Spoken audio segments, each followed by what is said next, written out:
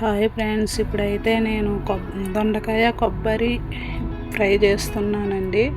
దొండకాయ కొబ్బరి ఫ్రైకి కావాల్సిన పదార్థాలు అయితే అరకిలో దొండకాయలు తీసుకున్నాను. ఒక ఆనియన్, 4 పచ్చిమిర్చి తీసుకుని ముందుగా అయితే కట్ చేసి పెట్టుకున్నానండి. ఒక కొబ్బరి చెక్క అయితే తీసుకున్నాను. అదైతే చిన్న పీసెస్ కింద కట్ చేసి మిక్సీ అయితే పడతానండి. ఇప్పుడైతే నేను స్టవ్ వెలిగిస్తున్నాను. స్టవ్ వెలిగించి కుక్కర్ గిన్నె అయితే పెట్టుకున్నానండి.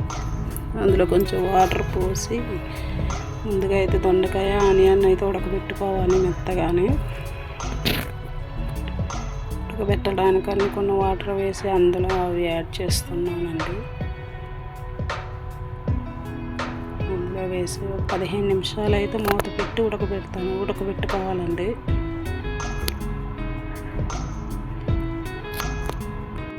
నిమిషాలు ఉడకబెట్టుకోవాలండి మూత పెట్టుకొని. 15 నిమిషాల తర్వాత ఇలా ఉన్నాయండి. మూత తీసి చూస్తే ఉడికిపోయినాయండి ఇవి. ఇప్పుడైతే మెత్తగా ఉడికినాయండి దొండకాయ ముక్కలు అయితే. ఇప్పుడైతే అలా ఉడికినాయి కదండి. అందులో దొండకాయ ముక్కలు ఉడకగా మిగిలిన నీళ్ళు ఉంటాయి కదండి, ఆ నీళ్ళు అయితే తీసేసుకోవాలి. అవి ఆ నీళ్ళు వార్చుకొని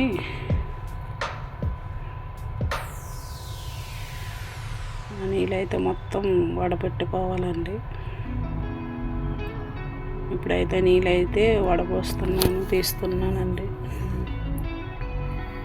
చేయి కాలుతుందని అయితే గరిట అట్టు పెట్టి తీస్తున్నానండి. శుభ్రం తీసేసుకోవాలి నీరంతా. నీళ్ళు ఏమీ లేకుండా చేసుకోవాలండి. అసలు నీరు ఉండకూడదు అందులో.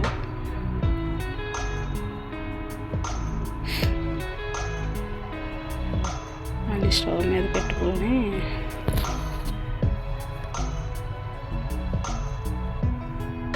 అందులో పడ్డ ముక్కలు అందులో ప్లేట్లో పడిపోయినాయి కదండి, ఆ ముక్కలు తీసి గిన్నెలో వేస్తున్నాను.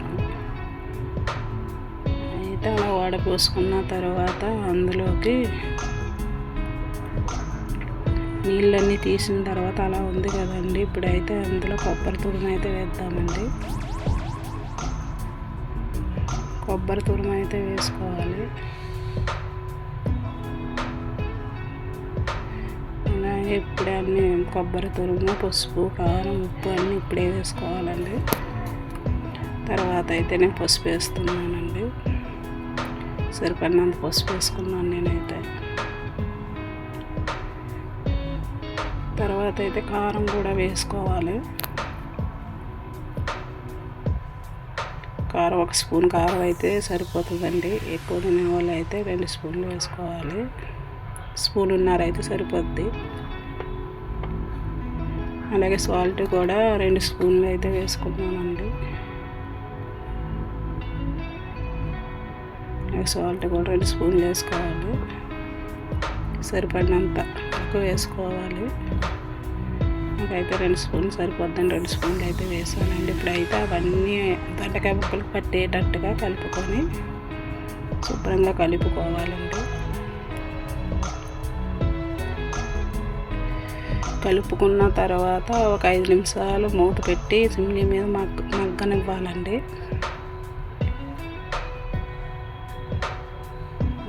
సిమ్లీ మీద మూత పెట్టేసి మగ్గనివ్వాలి. ఒక 5 నిమిషాల వరకు అలా కలుపుకున్న తర్వాత మూత పెట్టి బాగా మగ్గాలండి.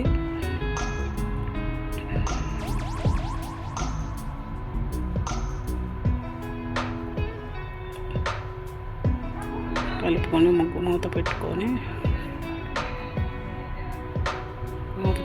మగ్గనివ్వాలండి. ఇప్పుడైతే మూత పెట్టుకున్న తర్వాత మగ్గాయండి. అదిగోండి మగ్గిన తర్వాత అలా ఉన్నది. అలా పెట్టుకోవడం వల్ల ఉన్న నీరు కూడా లేకుండా ఆవిరయ్యి అలా ఫ్రై కింద తయారవుతుందండి. ఇప్పుడైతే దానికోసం పోపు పెట్టుకోవాలండి.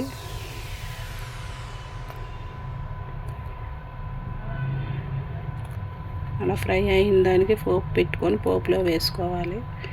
ఇప్పుడైతే పోపు కోసం సరిపడినంత ఆయిల్ వేసుకుంటున్నాను. 2-3 స్పూన్ల ఆయిల్ అయితే సరిపోతుందండి. పోపు కోసం కావాల్సినవి ఒక ఎల్లుల్లిపాయ తీసుకొని కొంచెం జీలకర్ర, కొంచెం కరివేపాకు, 4 పచ్చిమిర్చి, 4 ఎండుమిర్చి తీసుకున్నాను.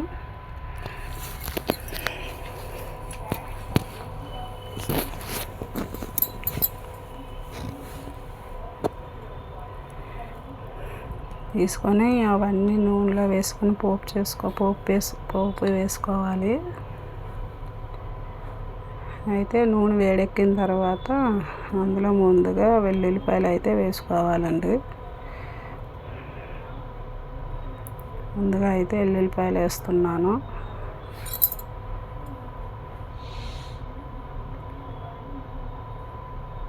అవి కొంచెం వేగిన తర్వాత అప్పుడు మళ్ళీ జీలకర్ర వేసుకోవాలి.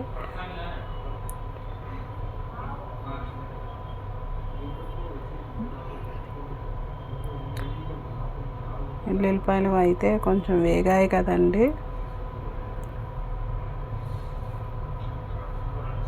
ఇప్పుడైతే జీలకర్ర వేసుకోవాలి.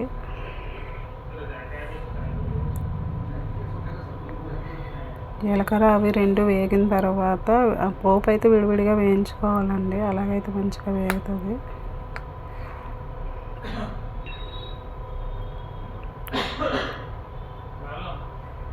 ఇప్పుడైతే పచ్చిమిర్చి వేసుకోవాలి.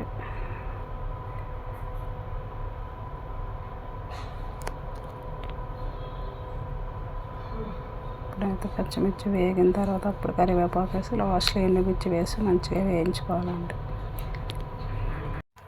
పచ్చిమిర్చి, జీలకర్ర, ఎండుమిర్చి వేగాక అండి ఇప్పుడైతే కరివేపాకు వేసుకోవాలి. కరివేపాకు అయితే వేస్తున్నానండి. కరివేపాకు కొంచెం వేగిన తర్వాత లాస్ట్లో ఎండుమిర్చి వేసుకొని ఎండుమిర్చి కూడా వేసిస్తున్నానండి. అవన్నీ బాగా వేగిన తర్వాత ముందుగా ఉడకబెట్టుకున్న కొబ్బరి, దొండకాయ కర్రీ ఉంది కదండి ఫ్రై, అది ఇందులో వేసుకోవడమేనండి. ఫ్రై తెచ్చి అందులో వేసుకొని ఒక 5 నిమిషాలు మగ్గనిచ్చి బాగా వేగాక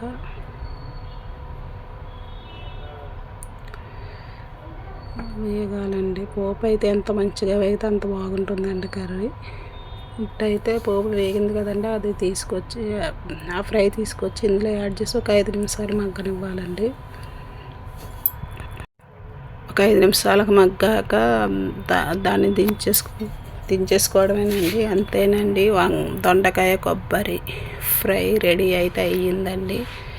మీకు ఈ కర్రీ నచ్చినట్లయితే share, like, subscribe to my channel అండి. బాయ్ అండి.